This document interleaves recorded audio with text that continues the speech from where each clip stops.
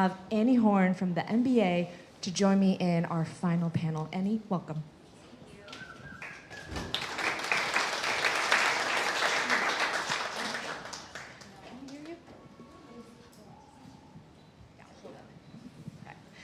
So, Annie, can you talk to us about the NBA's carbon literacy journey?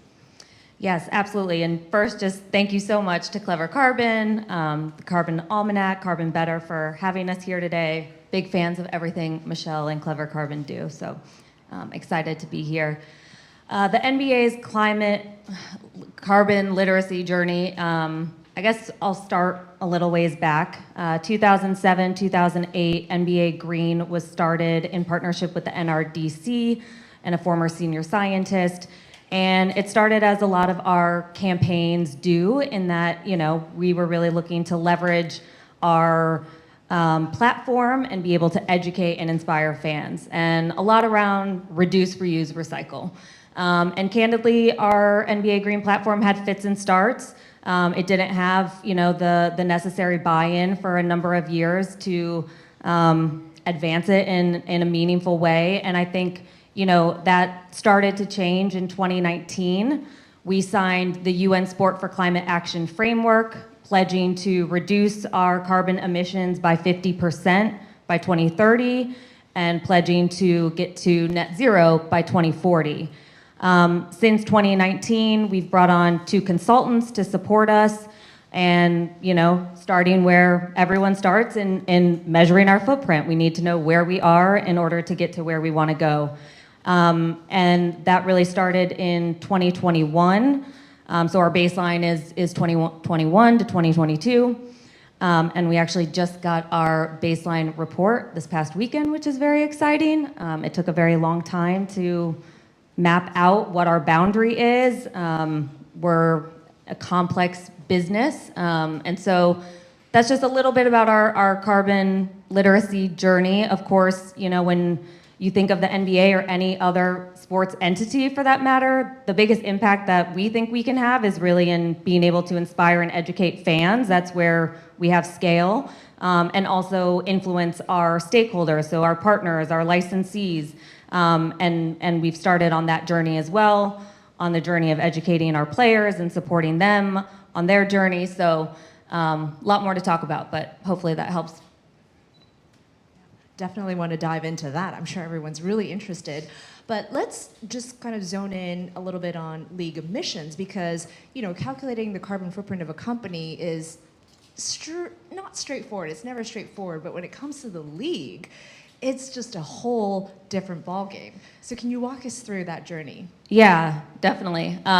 The league is different. A lot of people are like, so you work for a team? I'm like, no, the league, all of the teams, we're unbiased. And yeah, just determining the boundary was incredibly difficult. Our 2 consultants did not agree in terms of what constituted scope 3 for us. So just working through that was fun. But we've measured scope 1, 2, and 3. Operational boundary is the method and approach that we took.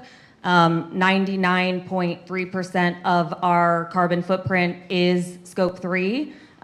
So pretty overwhelming. We don't own arenas as the league office. We have 14 offices around the world. We have NBA academies, NBA schools where we're helping, basically build elite youth basketball.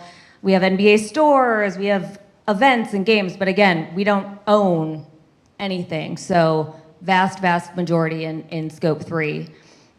And there is a global aspect as well, right? The NBA does things abroad. Yes, we do. Again, we have those 14 offices around the globe, fans everywhere. We have our global games actually coming up in a couple weeks in Abu Dhabi for the 2nd year. We have our NBA Paris game in January coming up, which actually very excited about. Our events team out of Europe just brought on a head of events from Formula E. I don't know if anyone here knows Formula E, but in my rudimentary understanding, it's sort of the electric vehicle version of NASCAR. And so sustainability is front and center in everything they do. And so our head of events just came from there. And now we're bringing in someone who's going to be focused partially on sustainability out of our Europe office, which is very exciting for me. But yes, global footprint. I think our Paris game will serve as a bit of a case study in terms of how we can better operationalize some of these green initiatives that we want to build into our events. I think, one area that maybe shouldn't be surprising, but was to me along the way, is the work with our NBA China office. This is an area where there's a ton of alignment with us, and a lot of support and interest in growing efforts in China. Our NBA China, without our request, offered to host a Threes for Trees campaign around NBA Finals. So for every 3-point scored, generates 3 trees that they had planted in the Inner Mongolia region of China. We've worked with some of their broadcast partners, CGTN, to educate fans, and the numbers are insane. I'm like, they send a recap of the Threes for Trees campaign, and it reached 300 million people. I'm like, is that a typo? But it's not, and so, we're international for sure. A lot of 25% of our players come from international as well. And so, measuring emissions is one thing. You have the data. What about the initiatives that come from that measurement? Can you share 1 or 2 with us? Sure. I will candidly say we have a lot more work to do there. We've spent a lot of time measuring over these last 2 years, and our priority for this upcoming season, which starts in mid-October, but we're working all year long, is to really start to prioritize more rapid reduction. However, we've started to reduce the amount of single-use plastics that we've ordered for our events. We've worked with some of our suppliers. They get very excited and eager to print championship t-shirts, for example, for both teams in either scenario, should one win or the other. That has begun to reduce, which is very exciting.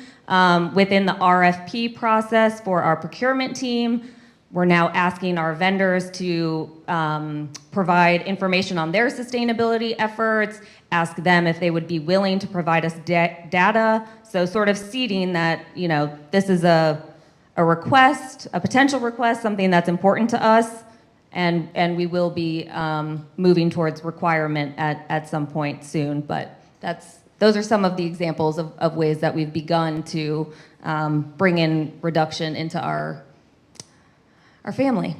And suppliers, educating them and signaling to them that you want something sustainable is so important, and especially a platform like the NBA, when they say, oh, we want something sustainable, people will actually listen. So that's awesome.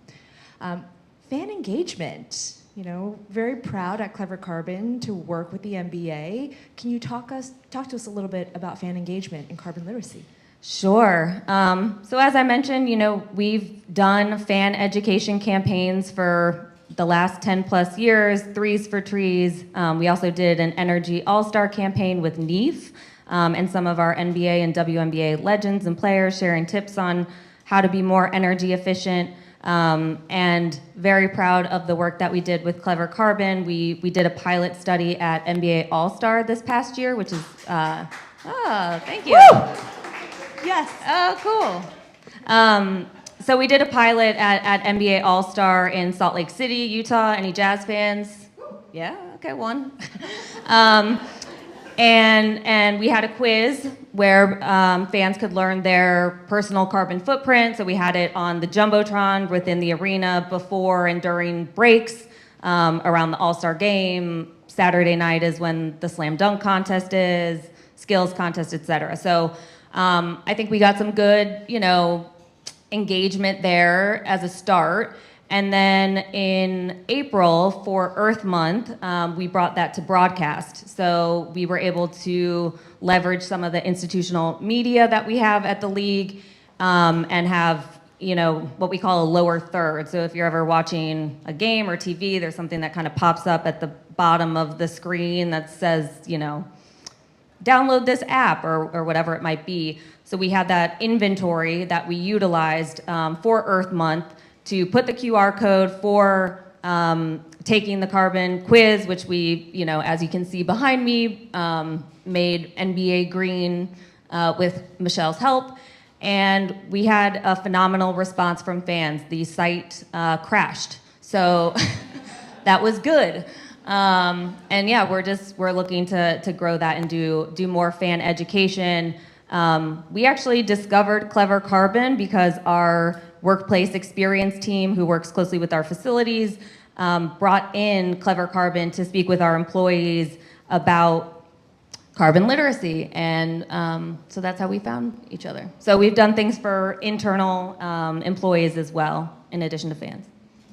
There's nothing better to understand the scale and the platform of the NBA than to have your quiz on TV, and hundreds of thousands of people. Our server, like our provider, thought there was like a bot attack. And so we've scaled up since, and the NBA was very kind, but it's really impactful to see the league take a stance and bring this to fans. So what about player engagement? Yes, we brought the quiz to some players as well. I think there's a huge opportunity, frankly, on the player side. We, as people who may follow the league know, our players are incredibly outspoken on issues that they care about. They're leaders. They're incredible in leveraging their platform for good. We haven't had as many players speak out on this issue yet, and I think players, similar to other sports entities, for a while have sort of grappled with, do we have an authentic place to speak here? Because we are flying teams across the country and flying in private planes. And so, we've of course come to embrace, we are not perfect, we have a long way to go, and working to educate players in the same way that we all need to be educated. I need to be educated, fans, everyone, because I think the more that players understand about the issue, how it ties to social justice, the climate justice, environmental justice lens, the more that we'll see players begin to speak out. So we started some of those efforts. There's a lot more we can do. We're looking at something called our Rookie Transition Program, which is essentially a 3-day meeting of sorts for the incoming players into the league, where they're learning about a whole host of different issues, the business of the league, information on finances, relationships, you name it, and we're looking at engaging them in this area as well. So trying to see how many different touch points we can weasel our way into. We'll do it. We'll make it happen. So my last question for you, Annie, is, the next season's coming up soon. There's a lot of work to be done. What are you most excited about? Ooh, good one. We have an initiative that we're trying to move forward right now, cross-collaborative effort with our facilities team, our security team, our team marketing and business operations group, which is essentially an internal consultant for us, our global strategy group, I think I've listed them all, to see how we can encourage our arenas to, one, allow fans to bring in reusable water bottles, and then further incentivize fans to bring in reusable water bottles. That's one that I think has legs and a little bit more scale. So excited about that. I think we still have, a ways to go, and some security concerns to quell, but I think we'll get there. So that's one. We're looking at how we can run more of our events and operations on renewable energy, or primarily sources of renewable energy. So very excited about that. And of course, working with you and educating more fans. Woo! Yay to that. Annie, thank you so much for being here today in our inaugural Carbon Newbie Summit. Love working with the NBA. And everyone, one more round of applause for Annie. Thank all you. the work that she's doing. Thank